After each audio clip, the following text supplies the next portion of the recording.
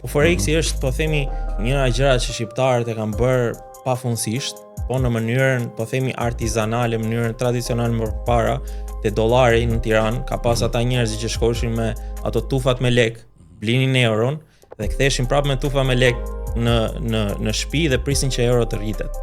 Në këtë rast, në botën e teknologjisë, është bërë online trading, ku ti këtë gjë e bën shumë thjesht nga kompjuteri jot dhe nga telefoni jot. Pra, gjithë është një blerje dhe shitje monedash apo materiale të tipit si floriri, silveri, nafta edhe kështu me radhë. Domethënë, ti këtë gjë thjesht e bën nga telefoni apo kompjuteri jot në mënyrë më të shpejtë, sepse bota sot po shkon drejt shpejtësisë, nuk kanë më njerëzit presin, shkojnë me tufa me lekë, është gjë jo praktike.